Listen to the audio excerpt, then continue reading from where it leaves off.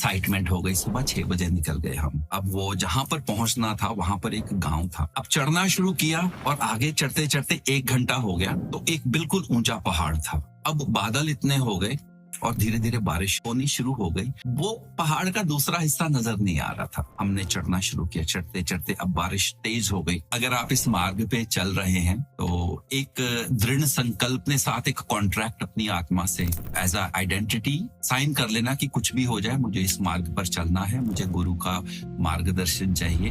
तो इसी तरह एक बार हम जा रहे थे तो गुरुजी ने बोला कि एक जगह है जहां पर पिथौरागढ़ से आगे नेपाल के बॉर्डर पर, कि वहां पर एक स्थान है देवगुरु स्थान करके, वहां पर जाके साधना कीजिए आप। अब ये आती है कि गुरु परीक्षा कैसे लेता है। पूछा कि हाँ जी गुरु जी वहां पर पहुंचने में कितना समय लगेगा। तो एक लोकल ड्राइवर था, उनको बोला कि हाँ ये सोनू तुमको ले जाएगा, 2 घंटे में तुम पहुंच जाओगे और साधना करना और शाम को वापस आ जाना, कोई दिक्कत नहीं है। मैंने वहां पर 12 वर्षों से साधना की है। मैं बहुत एक्साइट हो गया कि चलो गुरुजी ने अपने जहां पर साधना स्थल है मुझे वहां पर भेज रहे हैं। एक्साइटमेंट हो गई। सुबह 6 बजे निकल गए हम। तो अब वो जहां पर पहुंचना था वहां पर एक गांव था। तो रास्ते में हमने सोचा कि सुबह इतनी एक्साइटमेंट में कुछ भोजन भी नहीं लिया, तो कुछ रास्ते में एक ढाबा आया, उससे बोला कि माता जी कुछ पराठे बना दो और कुछ आलू की सब्जी बना दो। तो हमने कुछ पराठे पैक करवाए, कुछ आलू पैक करवाए। मैं और सोनू द ड्राइवर पहुंचे उस गांव तक। बस 6 बजे चले थे, वहां पहुंचते पहुंचते 10 बज गए। अब गुरुजी ने बोला था कि यहाँ से 2 घंटे की चढ़ाई है, वहां पर आगे मंदिर आएगा, सारे गांव वाले और सारे आसपास, वहां पर एक जो नेक्स्ट गांव है वो 2 घंटे चलना पड़ेगा आपको, कार वगैरह कोई कुछ नहीं है। और ऐसी जगह है कि वहां पर 2009 में पहली बार स्त्रियों ने जब वो सड़क बनी तो ट्रक देखा तो लोगों ने समझा पता नहीं क्या, उसकी पूजा करनी शुरू कर दी। ये सत्य बात बता रहा हूं मैं आपको। ये अल्मोड़ा से आप आगे जाएंगे, पिथौरागढ़ से आगे, वहां एकदम नेपाल बॉर्डर पर, वेरी रिमोट एरिया, वहीं पर एक जगह है जहां पर देवगुरु बृहस्पति ने साधना की थी। और कोई ऐसी जगह नहीं है, वही एक जगह है, वहां पर गुफा है। तो चढ़ाई चढ़नी शुरू की, बादल निकल गए। तो हमारा लक्ष्य था कि 10 बजे हैं, हम 12-1 बजे तक पहुंच जाएंगे और 2-3 घंटे साधना करेंगे, 4 बजे चलेंगे और 6 बजे तक आएंगे और वापस 8-9 बजे तक हम आश्रम पहुंच जाएंगे। अब चढ़ाई शुरू की तो इतनी सघन और ऊंची चढ़ाई की दम फूलने लग गया। मेरे पीठे मैंने बैकपैक रखा हुआ था जिसमें मैंने कुछ हवन का सामान लिया था, कुछ सुविधा ली थी और घी वगैरह रखा कि वहां जाके हवन करेंगे। अब चढ़ना शुरू किया और आगे चढ़ते चढ़ते 1 घंटा हो गया तो एक बिल्कुल ऊंचा पहाड़ था। अब बादल इतने हो गए और धीरे धीरे बारिश होनी शुरू हो गई। वो पहाड़ का दूसरा हिस्सा नजर नहीं आ रहा था। हमने चढ़ना शुरू किया, चढ़ते चढ़ते अब बारिश तेज हो गई। तो बारिश से मेरा बैकपैक इतना हैवी हो गया कि जो 4 किलो था वो लगता है 15 किलो का हो गया। तो 60 डिग्री की चढ़ाई, 45 डिग्री की चढ़ रहे हैं, बिल्कुल टेढ़े हो गए हम। तो हमने सोचा कि डंडा रख लेते हैं, चढ़ने में आसानी होगी। मेरे नए नाइकी के शूज, नई नाइकी की सॉक्स एकदम वाइट। तो आधा पौना घंटा चढ़ते रहे तो हाथ में खारिश शुरू होनी हो। क्या हुआ जी? देखा तो यहाँ पर वो जो डंडा था उसमें पूरी जोंक, लीचेस चिपकी हुई थी। वो मेरे पूरे हाथों में छोटी छोटी करके, पूरे हाथों में, पूरा हाथ लहूलुहान, और नीचे भी खारिश शुरू हो गई मेरी सॉक्स में। वहां देखा, वहां भी पूरी मेरी खूनो खून, पूरी जो व्हाइट सॉक्स थी नई वाली वो पूरी लाल हो गई और पूरा खूनो खून, मेरी पूरी लातों से, दोनों लातों से जोंकें चिपटी हुई हैं। अब वो फटाफट डंडा फेंका और जोंक को उठाया और जुराबें निचोड़ी और झाड़ के फिर चढ़ना शुरू किया। और जब तक ऊपर चढ़े तो एक चरवाहा अपने मवेशियों को लेकर, 3-4 गाय होगी उनके पास, वहां पर वो खड़ा था। हमने उनको बोला कि महाराज देवगुरु स्थान की तरह, बोला वो आगे से बस वहां से दाहिने टर्न कर जाना और 15 मिनट में आप पहुंच जाओगे। तो दिल को बड़ा हौसला हुआ क्योंकि अब 2 बज चुके थे, क्योंकि बारिश से और भी थोड़ा सा डिफिकल्ट हो गया था। तो वहां पर इतनी जबरदस्त बारिश हुई कि वो जो पाइन के जो चीड़ के पेड़ होते हैं, पाइन्स के, उनके जो जो सूखे पत्ते होते हैं वो एकदम ऐसे पड़े हुए थे। और जैसे ही हम निकलने शुरू हुए, क्योंकि पिछले सीजन वहां पर जंगल में आग लग गई थी, तो नीचे पूरी एशेस लगी हुई थी, उसकी स्वाह लगी हुई थी। और जैसे ही हमने पैर रखा, बस ऊपर से हम दोनों फिसलते नीचे आए दूसरी तरफ, और ऐसे करके रोकने की कोशिश कर रहे हैं, और नीचे तक ले आया पहाड़ हमें। तो वहां पर रास्ता था, तो बढ़िया। उतरने में तो शायद 20 मिनट लग जाते, फिसलने में तो 1 ही मिनट लगा। तो पहुंचे, और मैंने और सोनू ने अपना अपना झाड़ा सब कुछ, तो चलना शुरू किया जैसे वो गडरिये ने बताया था। तो वहां पर घूमते घूमते घूमते घूमते कहाँ पहुंच गए? जब 10 बजे जहां से चढ़ाई शुरू की थी, उसी जगह पर पहुंच गए। 6 घंटे का पूरा चक्कर, और वहीं पर ले आए। मेरा तो रोने जैसा हाल हो गया, क्योंकि सुबह से चले हुए और कहाँ तक जाएंगे, और 2 बज गए हैं। हम प्रार्थना की कि गुरुदेव अब परीक्षा लेना बंद कीजिए, कोई कोई समाधान कीजिए। इस दौरान भूख भी लगी थी, और बारिश इतनी थी, हम दोनों ने वो जो पराठे पैक कराए थे वो खड़े होकर खाए, क्योंकि और बिल्कुल भीग गए, बिल्कुल जबरदस्त, इतनी मूसलाधार बारिश। तो जैसे ही वो गुरु से प्रार्थना की, एक वहीं से एक व्यक्ति नजर आया चलता हुआ। तो हमने बोला कि देवगुरु हमने जाना है। तो उसने बोला, हाँ जाओ, वो पहाड़ चढ़ के वहां से दाहिने मुड़ जाना। हमने कहा दाहिने ही तो मुड़े थे, यहाँ पहुंच गए। तो मैंने कहा कि भाई साहब, आपकी बड़ी कृपा हो, ये मेरे पास 100 रुपए थे, आप ये लीजिए और हमें वहां तक छोड़ के आइए। वो बोला, नहीं नहीं नहीं, पैसे नहीं चाहिए, चलो मैं छोड़ देता हूँ आपको। तो 2 घंटे उसी पहाड़ पर चढ़े। अब जहां से हम फिसले थे, और वो फिसलते फिसलते दायां रास्ता नीचे आ गया। असल में हमने जहां से फिसले वहां पर दायां रास्ता था, वहां नीचे जाके दाएं मुड़ना था। वो व्यक्ति हमको छोड़ के आया वहां पर देवगुरु का वो प्राचीन मंदिर, अद्भुत, और छत वगैरह नहीं है, लेकिन वहां पर जो एक ऊर्जा का संचार है, जबरदस्त। बस वहां से नीचे गुरुजी ने बताया था कि आधा घंटा और नीचे चलना तो मेरी गुफा है। वहां से हम नीचे गए, एकदम गुफा पूरी लताओं से भरी हुई, और वहां से नेपाल नजर आता है वहां पर। अब पानी नहीं था, तो बारिश हुई थी, तो मैं नीचे गया, बोतल में जो पत्तों से पानी आ रहा था, थोड़ी प्लास्टिक की बोतल से आधी बोतल पानी भरी और वापस आए, और साधना करनी शुरू की उसी गुफा में। अब तो 6 बज गए, तब तो सुबह ही जाएंगे, रात को साधना करेंगे।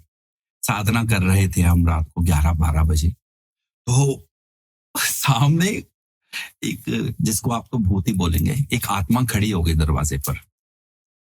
और वो जो सोनू था, वो तो कंबल लेके सो गया। बोला, भैया मैंने नहीं, आप सो जाओ, मेरे को तो आप साधना करो, मुझे तो बहुत लग रहा है, मैं तो सुबह ही उठूंगा। तो वो तो आंखें बंद करके उसने नहीं चेहरा बाहर निकाला, क्योंकि बहुत घना जंगल और शेर चीतों का डर वहां पर। तो मैंने उससे पूछा कि उसने पूछा, यहाँ क्या कर रहे हो? हमने कहा कि हम गुरु आज्ञा से आए हैं। तो वो करने के बाद वो 3-4 बार उसने चक्कर लगाया पैर पटके, और फिर वो चला गया।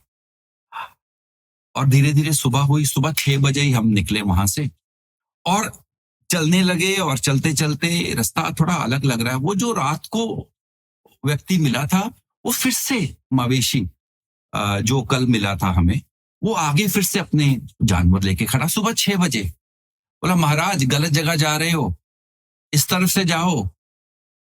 तो मैंने सोनू को पूछा, ये कल तो हमें 2 बजे मिला, और अगर अगला गांव इसका 2 घंटे बाद, 3 घंटे बाद आएगा, और ये अगर 4 बजे तक कहा होगा और शाम 7-8 बजे तक पहुंचा होगा, और सुबह 6 बजे कैसे ये गया भी और आया भी, और वहां पर भी था, यहाँ भी? ये तो कोई देव ही हो सकता है जो हमारी सहायता के लिए आया था।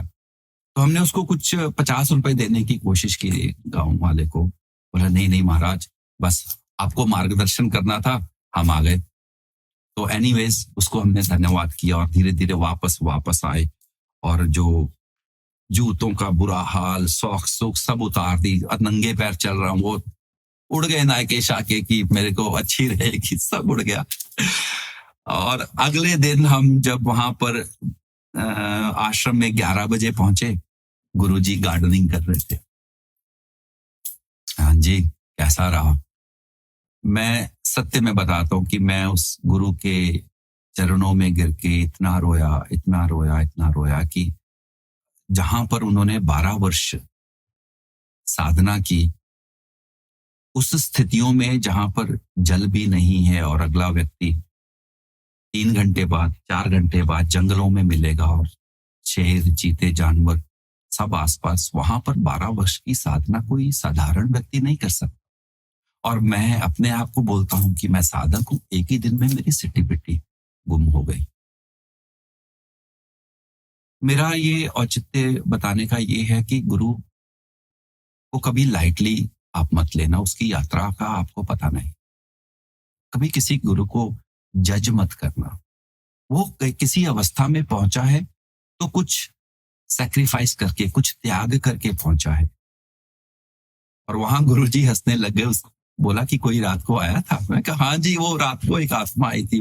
उन्होंने उसकी स्टोरी बताई। बोले जब हम साधना करते थे तो दिल्ली से एक व्यक्ति था जो गर्मियों में वहां पर आ जाता था, 6 महीने के बाद सर्दियों में चला जाता था वो। तो वो साथ वाली जो कुटिया है जहां पर आजकल गांव वाले जो पास है, वो रात को गडरिए रुकते हैं उधर, तो वो रुकते हैं आजकल। बोला कि वो एक बार आया तो उसने उसे वहीं पर प्राण त्याग दिए। तो वो उस स्थान पर रात को जो भी आता है वो उसको देखता है कि ये क्या कर रहा है इधर, कोई वहां पर स्मगलिंग वगैरह तो नहीं करते, कोई रात को जो चोर वगैरह आते हैं वो तो नहीं है। तो बोला अच्छा, तो देखा? मैं कहा हाँ जी देखा। मैंने बोला कि हम गुरु आज्ञा से आए हैं, तो फिर वो चला गया। बोला अच्छा अच्छा ठीक है, मुझे पता चल गया था। कहा, ठीक है जी। तो ये आप प्रतीक्षा भी लगा लो इसको कि अगर मन में ठान ली कि करना है तो हो ही जाता है, और गुरु भी आता है, ब्रह्मांड भी आता है आपकी सहायता करने के लिए। तो अगर आप इस मार्ग पे चल रहे हैं तो एक दृढ़ संकल्प अपने साथ, एक कॉन्ट्रैक्ट अपनी आत्मा से एज अ आइडेंटिटी साइन कर लेना कि कुछ भी हो जाए मुझे इस मार्ग पर चलना है, मुझे गुरु का मार्गदर्शन चाहिए और मैं चलूंगा। बस ये दृढ़ संकल्प आपने ले लिया तो गुरु परीक्षा लेगा। वो परीक्षा लेगा आपको फेल करने के लिए नहीं, वो परीक्षा लेगा आपको और थोड़ा बलवान, शक्तिशाली बनाने के लिए, ताकि कल को कुछ और इधर उधर से कोई अड़चन आए तो आपके पास वो भीतर एक स्ट्रेंथ होनी चाहिए उसको ओवरकम करने की। तो ये हमारा एक अनुभव था जब हमने देवगुरु में साधना की थी जाके। के बाद में फिर से जाना हुआ, पर पहली बार का जो अनुभव है वो रहता है हमेशा अपने पास। तो अगले दिन जब हमने अपना कैमरा खोला, वहां तो कैमरा वगैरह सब उड़ गया था। तो एक वो फोटो अपने आप खिंची हुई थी जो बिल्कुल एक पर्पल कलर की, जो बृहस्पति का रंग है, वो हमारे कैमरे में आज भी है। वो कैसे आ गई आज भी नहीं पता, वो मिस्ट्री है, एक रहस्य है। ये देवगुरु के पास गए और उन्होंने अपनी निशानी मेरे कैमरे में छोड़ दी। पूरा पर्पल, एक वाइट, बिल्कुल एक white round, dark purple and light purple to dark purple, तो एकदम white light in the centre, जो रंग हम बृहस्पति जी को देते हैं। तो बस यही आपसे एक शेयर करना था आप सबसे कि जब आप इस मार्ग पे चलते हो तो चल ही पड़ना, रुकना नहीं।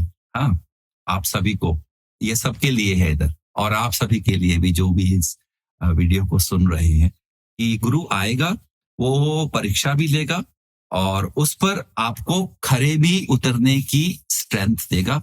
बस आपको थोड़ा सा हौसला अपने भीतर रखना पड़ेगा, बाकी सब हो जाएगा, सब हो जाएगा, सब होना ही है, इसीलिए हो रहा है। तुम चिंता मत करना, अपना दिल छोटा मत करना, एक बार नहीं, 2 बार नहीं, करत करत अभ्यास थे, जड़मती हो तो सुजान, रसरी आवत जात थे, सिर पर पड़े निशान। की अभ्यास करते रहो, एक ना एक दिन वो पत्थर भी जीवित हो जाएगा, उन पर भी निशान पड़ जाएंगे। यही है आपका अवचेतन माइंड। अगर जितना अभ्यास करोगे उतना ही आप ऑटो पायलट हो जाओगे, और परमात्मा दूर नहीं है, वो वही है, इतना पास कि आप कभी उसको इमेजिन भी नहीं कर सकते। अंतर्मुख समाराध्या बहिर्मुख सुदुर्लभा। अपने अंतर मन में उस माता रानी को खोजोगे, उस परमात्मा को, तो सहज ही आपको दर्शन देगी। कितनी जल्दी? एक श्वास के एक निमित्त में एक दर्शन हो जाएंगे। तो हरिओम, आप को बहुत बहुत आशीर्वाद। जय गुरुदेव।